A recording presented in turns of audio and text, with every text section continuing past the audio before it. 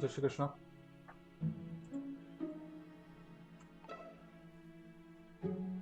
तो आप सब लोगों का स्वागत है। ये जो है आज हमारा तीसरा एपिसोड हम स्टार्ट कर रहे हैं और यहाँ भी आज जो है दर्शनों की ही व्याख्या है। तो पिछली बार हमने हमने ये देखा था कि निराकार भाव जो है, हमने निराकार भाव के दर्शन किए थे। हमने ये देखा था हम दर्शन जो कर पाएंगे कभी भी किसी भी परिस्थिति में या चेतना के किसी भी मौलिक स्थान से दो ही जो है स्थिति में दर्शन हो सकता है। या तो चेतना परम गति को प्राप्त कर ले या फिर चेतना परम गति को प्राप्त ना कर पाए। तो जब हमने अपना लास्ट एपिसोड देखा था दर्शन वाला, उसमें हमने ये देखा था कि चेतना ने अपने जो भी दर्शन किए थे सूर्य से किए थे और चेतना परम गति को प्राप्त हो चुकी थी। और जब परम गति प्राप्त हुई तो हमने निराकार भाव के दर्शन किए थे। अब निराकार भाव को हम बोलते हैं शिवत्व या शिव। और शिव के दर्शन हमने कहां से किए थे? हमने किए थे ये सूर्य से। अब बात ये आती है कि बहुत लोग ऐसे बोलते हैं, हमारे विश्व में बहुत सारे मजहब हैं, बहुत सारे पंथ हैं, हमारे सनातन धर्म में भी बहुत सारे विविध जो है अलग अलग पंथ जो है यहाँ पर स्थापित हैं। बहुत सारे मठ हमारे यहाँ पर हैं, बहुत सारे संप्रदाय हमारे यहाँ पर हैं। तो कोई बोलता है शिव है, कोई बोलता है माता के दर्शन है, कोई बोलता है श्री नारायण के दर्शन है। तो हम यहाँ पर ये जान लें कि जब चेतना परम गति को प्राप्त होती है तब उस क्षण में वो निराकार स्थिति पर पहुंचती है। तो ये निराकार स्थिति ही जो है सबसे पहले हमें शिवत्व या स्वयं की परम चेतना या सत्य के रूप में स्थापित मिलती है। अब क्योंकि ये चेतना है और यहाँ पर सूर्य के परे भी आप ये देखें, केवल एक जब आपको दर्शन होंगे तो जैसा एक आप अपने आप को एक दीपक की लौ में पाएंगे और आपका आत्म तो सूर्य के पहले ही नष्ट हो जाएगा। आपकी उस ज्योति को ये पता पड़ जाएगा कि ये जो मैं एक जो दीपक की ज्योति के तरह खुद को पा रहा हूँ, खुद को दृष्टा जब देखेगा तो सत्य के सापेक्ष देखेगा और उसे ये उस क्षण जो सत्य के दर्शन होंगे। वैसे सत्य को तो केवल एक्सपीरियंस ही करा जा सकता है, सत्य की व्याख्या भी आप नहीं कर सकते। आप उस जिसे हम भगवान कहते हैं उसकी व्याख्या भी आप नहीं कर सकते। उसके केवल प्रतिरूपों की व्याख्या की जा सकती है, समझ की व्याख्या की जा सकती है। अब समझ में क्योंकि परिभाषाएं हैं और परिभाषाएं साउंड या लैंग्वेज पे डिपेंड करती है और अलग अलग लैंग्वेज में अलग अलग ध्वनियों में हम उस एकता या फिर उस सत्य की ही परिभाषा कर सकते हैं। तो सबके वो चेतना जब परागति को प्राप्त करके सर्वोच्च स्थान या स्वयं के सत्य के स्थान पर पहुंचेगी तो एक अनंत सूर्यों के समान एक शिवत्व के दर्शन स्वयं में होंगे। और जब यही चेतना स्वयं के सत्य का अवलोकन करेगी तो चेतना विभिन्नता को प्राप्त होगी। अंकन होगा, अंकन अर्थात मैथमेटिक्स की जरूरत पड़ेगी, एक से अधिकता विविधता की जरूरत पड़ेगी, द्वैत और अद्वैत के बीच समानता और विविधता का अवलोकन होगा। इसी तरह पूर्ण ब्रह्मांड का निर्माण होगा। तो हम चेतना से परागति को प्राप्त कर शिवत्व तक तो पहुंच ही गए। तो अब देखते हैं वापस आते हुए क्या होता है। जब ये चेतना स्वयं का प्रतिबिंब अपने ही सत्य के सापेक्ष देखेगी तो वो प्रतिबिंब होगा उस सत्य के बिल्कुल ऑपोजिट डायरेक्शन। क्योंकि मैं हूं या मैं नहीं हूं, ये बिल्कुल दोनों ऑपोजिट कंडीशन है। सत्य है या झूठ है, तो ये दोनों एक ऑपोजिट डायरेक्शन है। 180 डिग्रीज अगर हम मैथमेटिकल भी यहाँ पे पोजिशनिंग भी देखें, हमें पोजिशनिंग भी देखते हुए चलेंगे क्योंकि बार बार जो भी बात आती है वो घूम फिर के यही कह देते हैं, ये दिस इज वेरी, हम इसे मानेंगे नहीं, ये साइंटिफिक नहीं है ये। और कोई भी साइंटिफिक चीज जब तक आप किसी चीज को मैथमेटिक्स से प्रूव नहीं करेंगे तब तक वो साइंस वाले भी कोई ना कोई ऐसी चेतना है जो जो अज्ञान में है, जो जिन्होंने स्वयं में साक्षात्कार नहीं किए, तो वो क्या कर सकती है, वो एक संशय पैदा कर सकती है। तो अब हम ये देखें कि सूर्य से जब हम प्रतिबिंबित वापस जब जब ये चेतना अपने ही अनंत का निर्माण करेगी, या ब्रह्मांड का जब निर्माण होगा, तो हम या ये मनुष्य अपने आप को कहाँ देखेगा? अब वहां से पहला जो दृश्य होगा, जैसे ही परिवर्तन होगा, जो पहला दृश्य होगा वो इसी क्षण के जैसा होगा जैसा आपको इस क्षण दिख रहा है अपने आसपास। ऐसा मान लें कि इसी क्षण में आपने निराकार के दर्शन किए थे, आप शिवत्व पे पहुंच गए, आप सूर्य के परे शिवत्व को, अपने ही सत्य को देख रहे हैं, वो चेतना अपने ही सत्य को देख रही है। अब जब अवलोकन करेगी तो क्या होगा? पहले जाते हुए जब आपके शरीर में से हम गए थे, हमने ये देखा था फर्स्ट एपिसोड में, तो एक हेलिकल पाथ आपको में जाने को मिलेगा, जिसमें एक एक एक छोटी सी चेतना, एक प्रकाश पुंज के रूप में आप हेलिकल पाथ में सूर्य तक पहुंचेंगे, और फिर एक उसी जो शिवत्व की, सत्य की जो चेतना है, उसमें आपको पता पड़ेगा कि चेतना तो मेरी भी नहीं थी, दृष्टि और दृष्टा अलग अलग हो गया, और फिर शिवत्व पर पहुंचकर पता पड़ेगा दृष्टि भी मैं ही हूँ और दृष्टा भी मैं ही हूँ। अच्छा, अब ये वापस हम ये देखेंगे जब वापस अवलोकन करेंगे, या जो भी कहा जा रहा है, या जो भी एग्जिस्टेंस या मौलिक एग्जिस्टेंस है हमारा, वो है या नहीं, या सत्य है या नहीं, तो क्या होगा? सत्य का अवलोकन होगा। जैसे ही सत्य का अवलोकन होगा और चेतना अपने आप को स्वयं के दृष्टा के रूप से विभाजित करेगी, तो स्वयं के ही प्रतिबिंब देखेगी। अब या तो चेतना क्या होगी, यहां से निर्माण होगा समय का या परागति का। अब या तो चेतना, अब क्योंकि प्रतिबिंबित हो रहा है और समय का निर्माण होगा, क्योंकि समय क्या है? समय एक ऐसी परिभाषा है जिसमें चेतना स्वयं की विविधता का अंकन करे, क्योंकि विभाजित हो गया, मन विभाजित हो गया, मस्तिष्क विभाजित हो गया, चेतना विभाजित हुई, तो एक से अधिकता का भाव हुआ, एक से अधिकता का भाव हुआ अर्थात मैथमेटिक्स का या गणित का जन्म हुआ। एक से अधिकता का भाव है तो उसका अंकन भी करना पड़ेगा। तो या तो मैथमेटिक्स में इस अंकन को हम बढ़ाते बढ़ाते अनंत तक पहुंच जाए, वो चेतना वापस से स्वयं की परम गति प्राप्त कर वापस शिवत्व में समा के, या अपने अनंत रूप को, जिसको हम श्री नारायण कहते हैं, उसको समाकर उसके सत्य को प्राप्त करके ये जान ले कि स्वयं में पूर्ण ब्रह्मांड में मैं ही चेतना हूं, और मैं ही पूर्ण अवलोकन करके अपने सत्य को प्राप्त कर ले।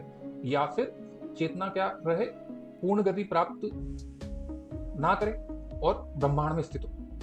तो हम ये माने कि क्योंकि हम अभी शिवत्व से उस गति, हम ये जान लें, माने नहीं, हम ये जान लें कि जब वो चेतना शिवत्व के, या शिवत्व जब अपना प्रतिबिंब देखेगा तो वो वैसा ही होगा जैसा इस क्षण आपको दिख रहा है। अब यहां पर हमने क्या माना था? हमने ये जाना था कि आप इसके पिछले क्षण में परम गति को प्राप्त हुए थे, एक हेलिकल पाथ आपने ट्रेवल किया था, और आप शिवत्व में आ गए थे, और शिवत्व से स्वयं का ही प्रतिबिंब देख। अब क्योंकि स्वयं का ही प्रतिबिंब देख रहे हैं, तो समय, ये प्रतिबिंब कहाँ है? ये प्रतिबिंब है शून्यता में। चेतना कहाँ थी? चेतना थी शून्यता में। तो जब वो प्रकाश या चेतना अपना ही जब प्रतिबिंब देखेगी, तो कैसा दिखेगा? इस क्षण में जैसा आपको, आप अपने आप और अपने आसपास के वातावरण को जैसा देख रहे हैं, बिल्कुल ऐसा का ऐसा। क्यों ऐसा ही क्यों दिखेगा? क्योंकि अस्तित्व एक क्षण ही है। ये जो क्षण है, इसमें ही पूर्ण ब्रह्मांड समाहित हो चुका है। अर्थात जिस क्षण में उस शिवत्व ने अपने दर्शन किए, तो एकता में भी कर लिए, अनंत में भी कर लिए, और विविधता में आपके रूप में भी इस क्षण में वो अपने आप का अवलोकन कर रहा है। और क्षण क्या है? क्षण असल में समय एक ही क्षण का। अगर क्षण को हम, क्षण की जो ध्वनि है, इसको हम ऐसा मान लें, इस ध्वनि को हम ऐसा मान लें कि जो एकता, जो समय की एकता को दर्शाता है, या समय की एकता का जो जिसको हम संज्ञा दे दें, तो ये संज्ञा हमने अभी इस बार किसको दे दी? क्षण को दे दी। क्योंकि आप ऐसे समझने जाएंगे तो फिर क्षण के भी आप बहुत सारे टुकड़े कर सकते हैं, और बहुत सारे विविध होंगे, वो हम आगे देख लेंगे सेकंड, एक सेकंड के भी हम बहुत सारे डिविडेशन कर लें और फिर ईयर बना दें, साल बना दें, लाइट ईयर्स बना दें, तो क्या होगा, इस क्षण में वो चेतना अपना ही अवलोकन कर रही। अब ऐसा क्यों हुआ? क्योंकि इस क्षण में ही पूर्ण ब्रह्मांड निर्मित हो चुका है।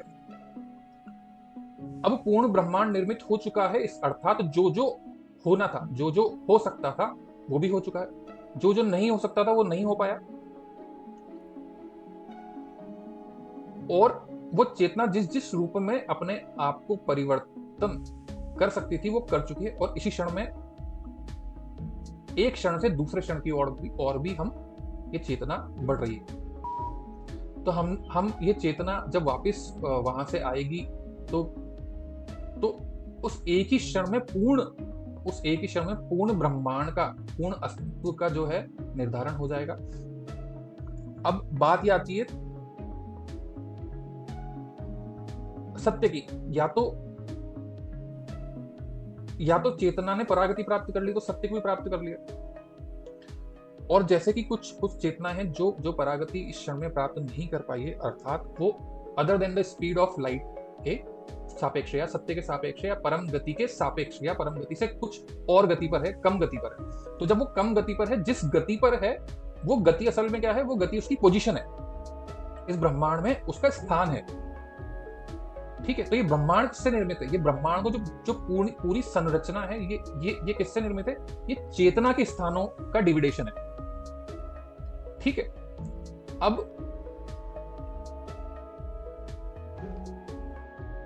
अब क्या हो रहा है? अब हम ये देखें कि ये जो मस्तिष्क है, ये जो चेतना है, इसके वापस जो स्थान है, जिस स्थान पर आप पहुंचे थे, पृथ्वी पर अपने आप को देख रहे हैं, इन स्थानों को हम थोड़ा विभाजन कर देते हैं ताकि हमें पता पड़े कि जो इस विभाजन में हम अपने जो चेतना के मौलिक स्थान थे उनको एक बार वापस से हमारी दृष्टि में लेकर आए। वो कैसे लाएं? कि हमने देखा कि सबसे पहले तो निराकार भाव है, जिसको हमने शिवत्व कहा था, शिव कहा था। फिर क्या होगा? वो चेतना जब अपने ही प्रतिबिंब का अवलोकन करेगी तो क्या होगा? अर्धनारीश्वर का स्थान होगा, या फिर वो चेतना मस्तिष्क से भी परामस्तिष्क का क्या हुआ? निर्माण हुआ, एक विभाजन हुआ जो अपनांकन कर रहा है। ये स्थान क्या हुआ? ये स्थान हुआ अर्धनारीश्वर का। इसको डुअलिटी भी बोल सकते हैं, सिंगुलैरिटी से डुअलिटी की तरफ, सनातन से विविधता की ओर प्रकाशित होना या परिवर्तन होना। फिर ये चेतना कहाँ अपना अवलोकन करेगी? किस स्थान से करेगी? अब क्योंकि इन दोनों का रिजल्टेंट होगा, या तो सत्य है या असत्य है, तो इन दोनों के बीच का एक रिजल्ट तो ऐसा होगा ही होगा। दोनों 180 डिग्री के बीच में एक 90 डिग्री पे एक ऐसा स्थान तो होगा ही होगा जो पूर्ण सत्य है। ठीक है, ये स्थान है सूर्य का स्थान। यहां से हम दोनों ही जो सत्य और असत्य है उसका क्या कर सकते हैं? उसका अवलोकन हम कर सकते हैं। ठीक है, अब सूर्य से वही परागति, वही प्रकाश क्या हुआ? वो प्रकाश जो है चलता हुआ कहां तक आ गया? पृथ्वी पर आ गया। पृथ्वी पर आ गया, अब ग्रेविटेशनल फील्ड काम कर रहा है, ब्रह्मांड, वो चेतना अपनी गति पर काम कर रही है। तो क्या हो रहा है? आप देखेंगे पृथ्वी की गति और पृथ्वी के सापेक्ष हमारे सौरमंडल की गति, फिर सौरमंडल की गति के सापेक्ष हमारा जो गैलेक्सी है उसकी गति, फिर उस गैलेक्सी के सापेक्ष आप देखेंगे तो जैसे जैसे ब्रह्मांड में आगे बढ़ते जाएंगे तो हमें गति का जो है विभाजन देखने को मिलेगा। इन सभी गतियों के बीच एक ऐसी बहुत सारी चेतनाएं हैं जिस चेतना के मोशन से, अब उसको हम ग्रेविटी का नाम दे दें, या उस मोशन को ग्रेविटेशन, उस पुल को, उस फोर्स को हम ग्रेविटी का नाम दे दें, या हम ये देखें कि जब एकता से सूर्य के बाद एकता से अधिकता में जब विभाजन हो रहा है तो समस्त चेतनाएं सूर्य पर है तो उनकी गति भी एक दूसरे के सापेक्षी सत्य है, बिल्कुल बराबर ही होगी। अब जितना जितना हम सूर्य से दूर जाते जाएंगे, जितना जितना प्रकाश दूर जाता जाएगा, तो विभाजन क्या होगा? बढ़ता, डिफरेंशिएट होता जाएगा, विभाजन की संख्या, विविधता बढ़ती जाएगी। अब विविधता बढ़ेगी तो उनकी गति भी बढ़ेगी, गति में भी, अर्थात गति में भी डिफरेंशिएशन होगा, गति भी बदलेगी। अब गतियां बदलेगी, अनंत तक पहुंचेगी, तो चेतना की कुछ गतियां या कुछ गतियों की गति तो एक दूसरे के लगभग बराबर होगी, और कुछ कुछ चेतनाओं की गति एक दूसरे के सापेक्ष बहुत ज्यादा, जिसमें क्या होगा, डिफरेंशिएशन होगा, बहुत ज्यादा अंतर होगा। ये सब आपको हो सकता है थोड़ा सा अभी समझ नहीं आ रहा हो, पर मैं नेक्स्ट वीडियो में आपको, जिसमें पूरा मैथमेटिकल पोजिशनल हम इवैल्यूएशन करेंगे सत्य सनातन का और पृथ्वी ब्रह्मांड का, उसमें आपको बहुत अच्छे से समझ आएगा। तो क्या होता है कि विविध विविध वही एक चेतना विविध गतियों में परिवर्तित होकर विविध मनुष्यता, पहले पृथ्वी पर विभिन्न अणु और विभिन्न अणुओं से विभिन्न मनुष्यता का भी निर्माण कर रही है। इसी में एक मनुष्य के रूप में आप भी जन्म ले चुके हैं और ले चुके हैं, तभी इस क्षण में ही आप उसको देख रहे हैं। अब क्योंकि परागति, असल में चेतना परागति का ही स्वरूप है, इसलिए न तो कभी पास्ट था न कभी फ्यूचर होगा, असल में न तो कभी भविष्य, ये हम सब बहुत जानते हैं, पर इसके इस मौलिक स्थान को हम समझे, जिसको हम बार बार कहते हैं पर समझते नहीं है। भविष्य भी नहीं है और जो गुजर गया पास्ट वो भी नहीं है। तो हमारे पास क्या है, चेतना के पास क्या है, केवल समय है, ये क्षण का समय। इस क्षण में ही सब कुछ परिवर्तित हो रहा है नारायण। इस क्षण में ही सारी जो प्रगति प्राप्त होनी थी चेतना के, जो भी स्वरूप अपने आप को प्राप्त कर सकते थे, इस क्षण में ही जो भी अनंत ब्रह्मांड बन सकते थे वो बन चुके हैं। इस क्षण में ही वो चेतना के जो भी अवलोकन शरीर, वो चेतना स्वयं के सत्य का निर्धारण करने के लिए जो जो प्रतिरूप ले सकती थी, इसी क्षण में उसने वो सारे प्रतिरूप, इसी क्षण में वो सारे आकार ले लिए हैं। इसी क्षण में उसने सारे अपने शरीर को प्राप्त कर लिया है। इसी क्षण में हर एक अलग अलग शरीर में वो अपना सत्य को खोज कर निर्धारण उसने कर लिया है। और जिस क्षण अगर उसने कर लिया है और वो परागति में ही है, तो उस सत्य को तो प्राप्त, उसने फिर से सत्य को प्राप्त कर लिया, शिवत्व को वापस प्राप्त हो गया। पर वो चेतना जो परागति में नहीं है, वो कहां रह गई, वो ब्रह्मांड में रह गई। तो क्या हुआ, हमने पहले भी चेतना के मौलिक स्थान में जब हमने डिस्कस किए थे, हमने ये समझा था कि हमें ये समझ आ ही गया था कि तीन ही जगह पर चेतना रह सकती है। या तो सत्य परागति प्राप्त कर ले, एकता हो जाए, या फिर विविधता प्राप्त करे। ये विविधता जब होगी तो इसमें कुछ अंश तो जो रहेगा वो ब्रह्मांड के परे रहेगा, कुछ अंश ऐसा होगा जिसमें पूर्ण ब्रह्मांड आ जाएगा। और तीसरा वो स्थान जहां पर चेतना ने सारे ही अपने विभाजित अनंत विभाजनों का पूर्ण अवलोकन अपने ही किसी न किसी शरीर रूप में, अपने ही सत्य में पा लिया है, और सत्य का अवलोकन होकर पूर्ण चेतना प्राप्त हुई, और जैसे ही अनंत पर पूर्ण चेतना प्राप्त हुई, वापस वो एकता या शिवत्व में मिल चुकी है। तो ये तीन स्थान है। तो अब आप कहां हैं, या तो आप स्वयं नारायण हो चुके हैं, अनंत को आपने प्राप्त करके अनंत को धार ही लिया और अपनी चेतना को शिवत्व से जोड़ ही लिया, या फिर आप स्वयं ही शिवत्व हुए,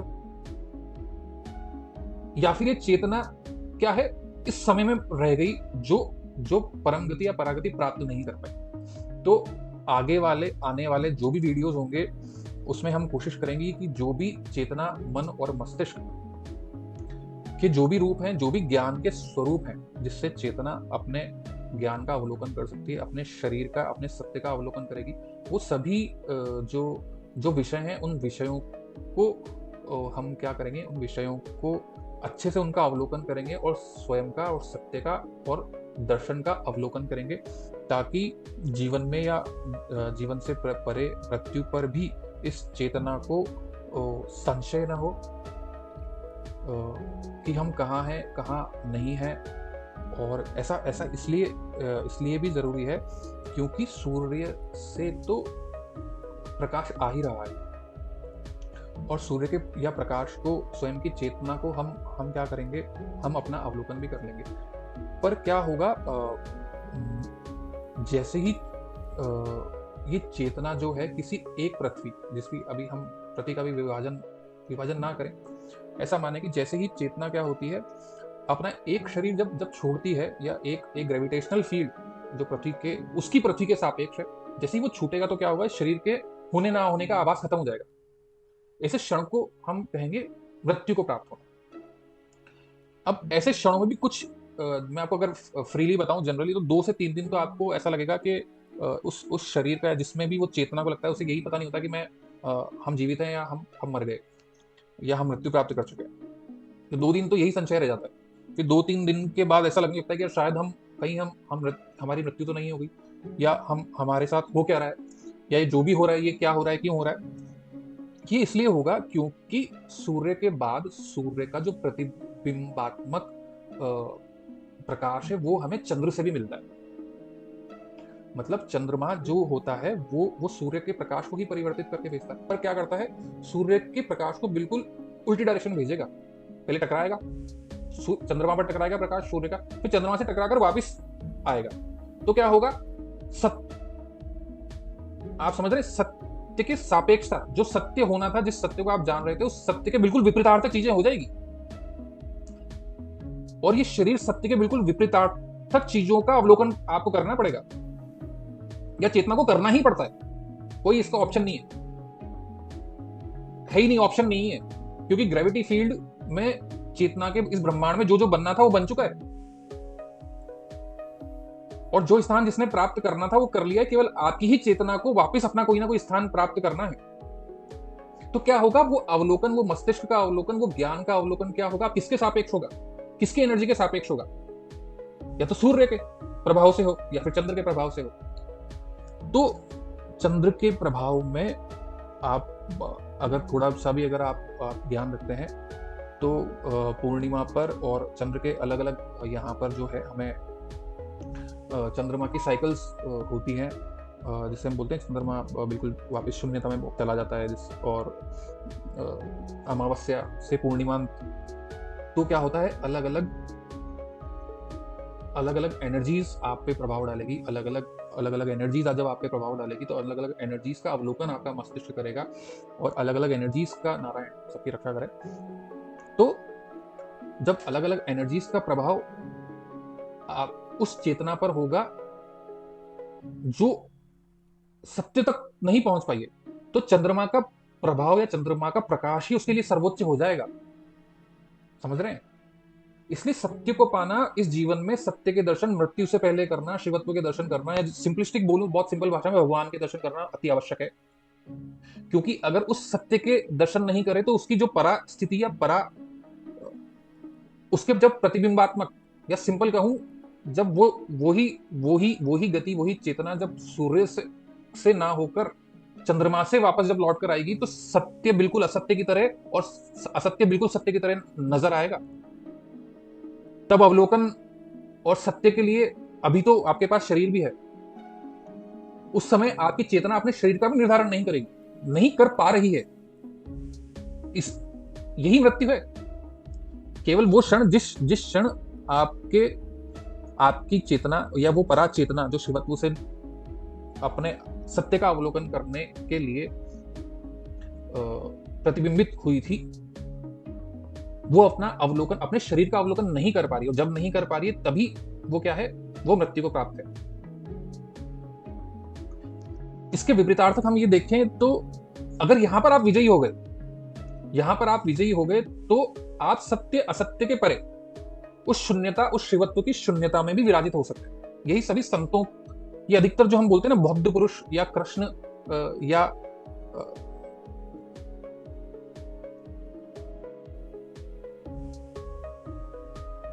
ये, इससे बढ़िया कोई जगह नहीं है अगर रहने के लिए। यहाँ पे इस शून्यता में ही अनंत भी है, और अगर आप अच्छे योद्धा हैं तो हर क्षण में ही अनंत आपके अंदर ही, आप अनंत का भी हर क्षण क्या कर सकते हैं, एंजॉय कर सकते हैं। और नारायण, परंतु अगर नहीं हो रहा तो हम क्या करें, जब तक हम, या वो चेतना जो परागति प्राप्त नहीं कर रही, उस सनातनी को क्या करना चाहिए, उस सनातनी को सत्य सनातन के प्रति अपना कर्तव्य पूरा करना चाहिए। वो कैसे होगा, वो ध्यान से। ये सारी जो आपकी चेतना है, जो पूरे ब्रह्मांड में आपकी ही, उस शिवत्व की ही चेतना पूरे ब्रह्मांड में है, और वही चेतना आप भी है, वही चेतना आपका मस्तिष्क है। तो जो क्या करें, जब तक ये पृथ्वी पूरे ब्रह्मांड के चक्कर लगा रही है, आप उस चेतना को समेटते रहो, ध्यान करते रहो। एक दिन क्या होगा, अब ध्यान के दो स्वरूप हो सकते हैं, या तो जो आपके अंदर था, या तो वो सब कुछ ही बाहर आ जाए और आप शून्य हो जाओ, शिवत्व हो जाओ। तो भी पूर्णता, दृष्टि और दृष्टा का फर्क हो गया, दोनों में भेद हो गया। पूर्ण जो भी हो सकता था वो पूर्ण विभाजित हो गया, तो सत्य का निर्धारण तब भी हो जाएगा। परा के भी परागति आप प्राप्त कर लेंगे, आप समय की या महाकाल की गति प्राप्त कर लेंगे, या फिर सब कुछ ही जो बाहर है, जो अनंत बाहर स्वरूप बाहर है, आप उसको समेट लें ध्यान में। प्रकाश को आने दे आने दे आने दे, तो सारा प्रकाश ही एक दिन, जो पूर्ण प्रकाश है वो आपकी बॉडी में से पास आउट हो जाएगा। और जिस क्षण पास आउट हो जाएगा, उसके बाद ऐसा क्षण जरूर आएगा कि वो आप उसको समाहित कर लें।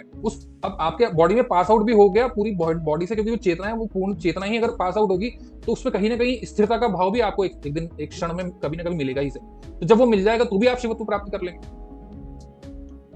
इसलिए ऐसा नहीं है कि कहीं बचा जा सकता है, या हम अपने अपने आपके जो भी पृथ्वी के कार्य हैं, बहुत मुझे पता है पृथ्वी पर रहना बहुत मुश्किल है, यहाँ पर जीवन यापन करना बहुत ज्यादा मुश्किल है, खासकर उन लोगों के लिए जो जो जो घर में रहते हैं, जो एक समाज में रहते हैं, जो अपने धर्म का पालन करना चाहते हैं।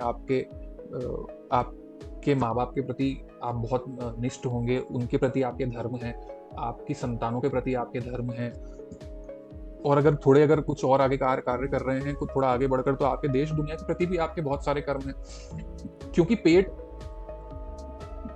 को भूख लगती है तो आपको कमाना पड़ेगा, और कमाने के लिए कमाना आसान नहीं है, ये मैं बहुत अच्छे से समझता हूं।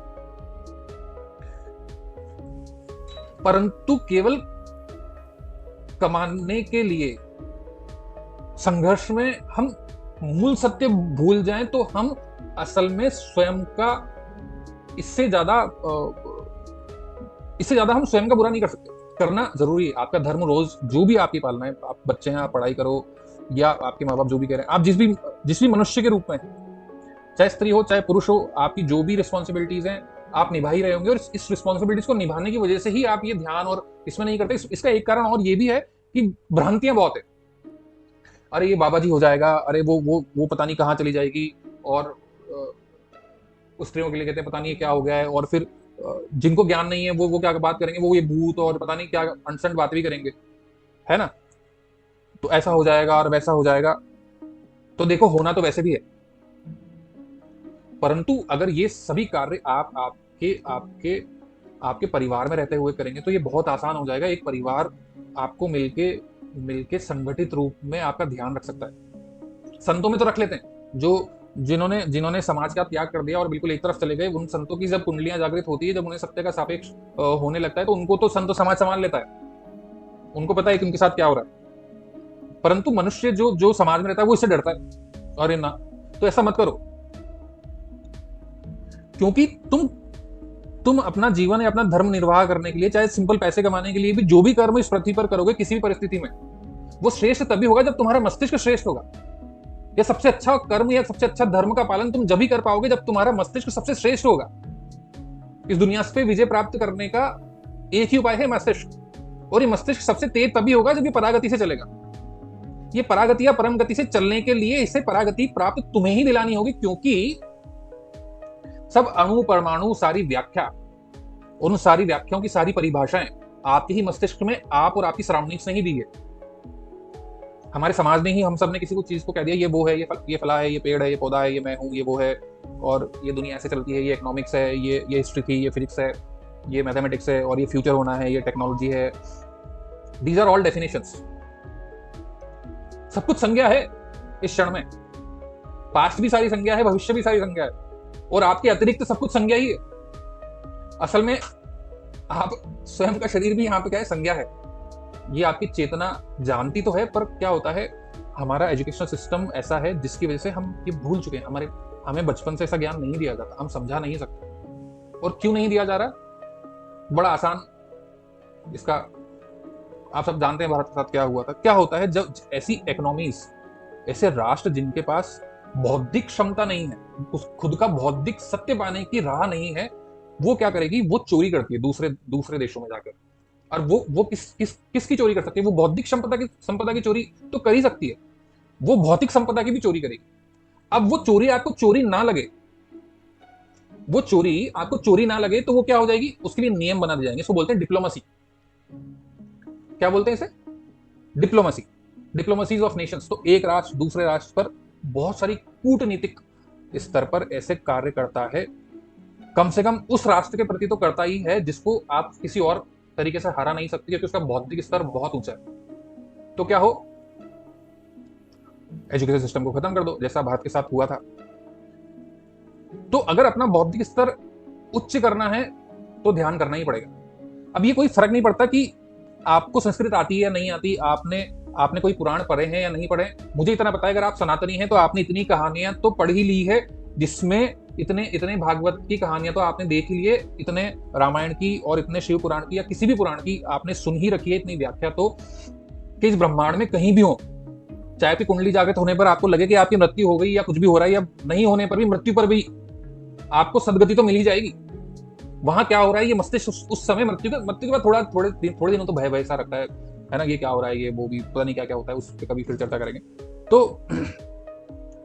तो क्या होगा, वो जो कहानियां हैं, वो जो आपने ज्ञान, असल में कहानियां नहीं है, वो जो ज्ञान आपने लिया है, वो क्या होगा, उस दिन सार्थक होने लगेगा। उस दिन आपको समझ में आना पड़ेगा, अरे यार ये तो भागवत में श्री कृष्ण ने ये किया था, मैं भी यही क्या कर लूं, वो कालिया नाग को मारा था, समझ रहे हो, सर्प काल, ये काल सर्प की है ना, पूजा वूजा ना कराए, मत कराओ, स्वयं ही काल बन जाओ। और जब वो काल स्वयं को नष्ट करने लगे, आत्मा को नष्ट करने लगे, अपने मैं को नष्ट करने लगे, तो कृष्ण हो जाओ, या कृष्ण ने जो किया था उस समय वो हो जाओ।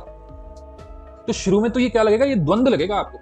शुरू में तो आपको सब कुछ अपने दुश्मन लगेंगे, ये सारी आपको लगेगा इतनी भयावह नेगेटिव एनर्जीज है और इतने भयावह ये हैं, पता नहीं क्या है। असल में भयावह कुछ नहीं है, वो सब आपकी ही रक्षा करने के लिए, आपके सत्य को, आपकी चेतना आपके ही सत्य को पाले, इसलिए आपका परीक्षण में, आत्म परीक्षण में आपके क्या कर रहे हैं, परीक्षा ले रहे हैं। इसको परीक्षा लेना मान लीजिएगा। हो सकता है शुरू में आपको दुश्मन लगे और कई पुराणों में आपको लगा कि वो शिव लड़ गए और शिव विष्णु लड़ गए थे और एक कालिया नाग का और उसका बड़ा युद्ध हुआ, तो ठीक है, युद्ध होगा और बहुत बहुत भयावह स्तर पर होगा, आपकी चेतना के साथ भी बहुत उच्च स्तर पर होगा। पर अगर ये चेतना ये देखे कि मैं सत्य का निर्धारण करना चाहता हूं, ये चेतना में आप हमेशा इस चेतना को ये पता रहे कि मैं सत्य का निर्धारण कर रहा हूं, तो युद्ध असल में एक बहुत बहुत श्रेष्ठ युद्ध हो जाएगा। उसी प्रकार इस जीवन में भी जब तक हम अपने आप को जीवित पा रहे हैं, हर युद्ध में जो आपके साथ हो रहा है वो श्रेष्ठ कब हो सके, उसमें श्रेष्ठता कब निखर कर आएगी, जब सत्य का जो है परीक्षण हो जाए, सत्य का पूर्ण परीक्षण हो जाए। तो ये क्या है, ये भागवत दर्शनों की 2 एपिसोड हमने यहाँ पर बनाए हैं, जिसकी थोड़ी थोड़ी व्याख्या हमने की है। अब 2 मूल स्थान हमने, मैं फिर से बोल रहा हूँ, 2 मूल स्थान तो हमने देख लिए। एक तो शिवत्व, जहां परागति या चेतना ने स्वयं को आत्म में पहली बार साक्षात्कार हुआ और स्वयं में ही निराकार भाव,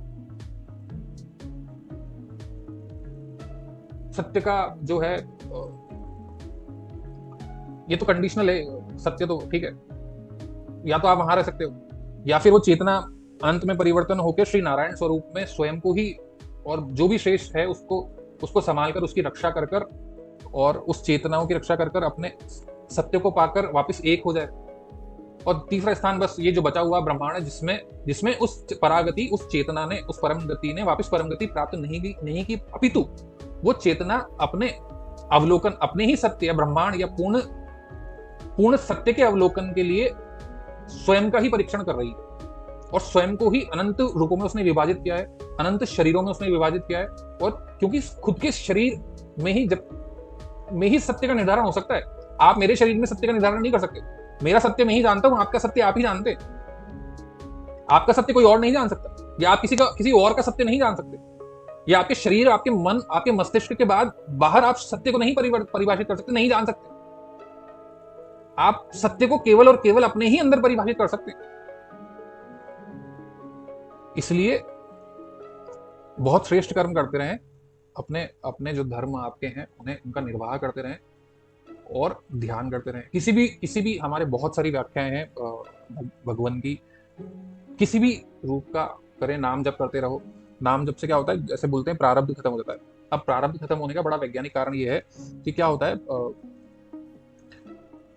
हर क्षण हम कुछ ना कुछ की कामना, कुछ ना कुछ इच्छा कर लेते हैं। तो क्या होता है, पृथ्वी तो घूम रही है, अणु घूम रहे हैं, तो पास्ट में क्या था, चला तो गया, पर वो पास्ट में आपने थोड़ी एनर्जी छोड़ दी, मेरे को वो चाहिए था और भविष्य मेरे को ये चाहिए। तो आप क्या कर रहे हो, आप अपनी रूट्स जो हैं, एक जब बीज बढ़ रहा है, पक्ष की ओर बढ़ने जा रहा है, तो वो क्या कर रहा है, वो अपनी रूट्स को क्या कहते हैं हिंदी में, जो भी कहते हैं, तो अपनी रूट्स को क्या कर रहा है, वो छोड़ रहा है, थोड़ा सा उसने यहाँ छोड़ दिया, थोड़ा सा वहां छोड़ दिया, थोड़ी इच्छाएं, कामनाएं यहाँ रख दी, थोड़ी इच्छाएं उस दुनिया में रख दी, थोड़ी, तो क्या होगा, फिर मुक्ति नहीं होगी, फिर जैसे ये शरीर छूटेगा तो वो या तो वो जो बचा हुआ था वो वही, क्योंकि चेतना तो एक ही है, तो वो जो बची हुई तुम्हारी चेतना थी जिसमें तुम्हें कुछ चाहिए था, तुम वहां जाके देखोगे अरे यार मेरे को ये चाहिए था, मैं यही हूँ क्या, यही हो रहा है क्या। फिर या किसी और दूसरे दुनिया में आप जाओगे, अरे यार ये मैंने सोचा था मुझे चाहिए, मैं पालूं क्या, ये वही हो रहा है क्या। तो क्या होगा, इच्छाएं बढ़ने से और विविधताएं आपके जो है वो बढ़ने से क्या होता है, अनंत ब्रह्मांडों के निर्माण में आपकी चेतना क्या हो जाती है, फैल जाती है। इस चेतना को क्या कर सकते हैं, नाम, जब आपकी कुछ भी इच्छा हो रही है, नहीं हो रही है, जो भी है, राम राम राम या कृष्ण कृष्ण कृष्ण या राधे कृष्ण या जो भी मंत्र आपके पास है, या शिव शिव शिव ओम नमः शिवाय ओम नमः शिवाय, तो वो करते रहो। वो करते रहोगे तो क्या होगा, आपके मन की जो चेतना की जो विविधताएं हर क्षण, क्योंकि ब्रह्मांड तो फैलता ही जा रहा है, लाखों करोड़ों खरबों किलोमीटर का विस्तार हो रहा है हर क्षण, तो ये जो विविधताएं जो फैलती जा रही है वो वहां अटकी नहीं रह जाएगी। वो विविधताओं को आपने क्या दे दिया, वो विविधताओं को, सभी विविधताओं को आपने एक स्थान दे दिया, एकता का स्थान दे दिया। वो एकता का स्थान किस रूप में, नाम के रूप में। अभी फिलहाल अगर हम नाम ले रहे हैं राम राम राम राम राम, तो क्या है, वो सारे स्थान किस में परिवर्तित हो गए, राम में परिवर्तित हो गए, या कृष्ण में हो गए, या माता श्री को मानते हैं तो जिस माता का रूप का निर्माण कर सकते हैं आप वैसे करते रहें, तो क्या होगा, प्रारब्ध जो बार बार बन रहा है, प्रारब्ध खत्म हो जाएगा। ठीक है, ये इसका वैज्ञानिक कारण। ठीक है, तो हमें क्या करना है, हमने सनातनी होकर ये देख लिया कि सनातन या शिवत्व या सत्य जो अड़िग है, जो कभी हिलता नहीं है, इसलिए वो सत्य है, अड़िग है, अचल है, इसलिए वो सनातन है। उस सत्य पर पहुंचना है, ये तो सनातनी का धर्म, पहला धर्म। और जब तक ये चेतना उस अनंत को नहीं पा रही, तो पृथ्वी में जो आपके आपके आपके घर में आपके जो रिलेशन, फिर दूसरा धर्म, ये तो आपके स्वयं का धर्म हो गया, आत्मा का धर्म हो गया। अब आत्मा के से बाद ये आ गया शरीर का धर्म। शरीर का धर्म किससे है, आपके माता पिता से, भाई बहन से, और आपके संतानों से हो सकता है। फिर आगे और बढ़ना चाहें तो देश और सबके आगे हो सकता है। तो इसके प्रति जो भी है सत्य निष्ठा से काम करें, पर ध्यान करते रहें। और फिर आने वाली सीरीज में हम आगे देखेंगे पूर्ण वैज्ञानिक स्थानों से, हम देखेंगे सब कुछ, देखेंगे कहाँ कहाँ हर स्थान पर जाकर, क्योंकि चेतना के ही स्थान है, ये चेतना के ही प्रतिरूप हैं। तो हम सभी समस्त चेतनाओं का विश्लेषण आने वाले वीडियोस में पूर्ण वैज्ञानिक, पूर्ण मैथमेटिकल ढंग से करेंगे। और मैथमेटिक्स बहुत सिंपल मैथमेटिक्स होगी, ऐसा नहीं है मैं कोई स्पेशल रॉकेट आपको साइंस बताऊंगा, रॉकेट की साइंस भी बताऊंगा, ये भी बताऊंगा कि ये ऐसे कैसे हम विमान शास्त्रों की भी पूर्ण वो बताएंगे। पर वो उसका एक अलग ही वीडियोस होंगे, वो एक अलग सीरीज होगी। पर जो मैथमेटिक्स आपको बताएंगे वो बहुत फिक्स 6 क्लास की या मैक्सिमम 7th 8th क्लास की मैथ्स हम यूज कर सकते हैं। वो इसलिए भी जरूरी है क्योंकि मस्तिष्क में क्या होगा, मस्तिष्क में हमेशा क्या होता है, विभाजन होता है। जब तक हमें विभाजन की, या मस्तिष्क तभी काम करता है जब विभाजन हो, और विभाजन किसी भी रूप में हो सकता है। तो वो मैथ्स जो है, जो फंडामेंटल अंकन है, जब तक वो अंकों की पूर्णता को हम समाहित नहीं करेंगे, तो कर ले तो अच्छा है, नहीं करें तो भी भक्ति में भी आप पा सकते हैं। दो तरीके हैं ऊपर वाले को पाने के, या तो आप ज्ञान योग से पाले, या फिर आप भक्ति योग से पाले। पूर्ण ज्ञान योग से पालेंगे तो भी पूर्ण ज्ञान होने के बाद भी भक्ति आनी है, तो भक्ति आसान रास्ता है, उसमें कुछ भी नहीं करना है, उसमें बस आप जपते रहो, मस्त रहो, और आनंद ही आनंद है, और एक दिन पहुंच ही जाओगे, परागति प्राप्त हो ही जाएगी। और नहीं तो कहीं संशय है, तो संशय के लिए ज्ञान योग है, और ज्ञान योग के सारे वीडियोस में आपको बताने की कोशिश कर ही रहा हूँ। तो मिलते हैं फिर अगले वीडियोस में, हमारे नेक्स्ट एपिसोड में। हर हर महादेव। तब तक ध्यान करते रहें। हर हर महादेव।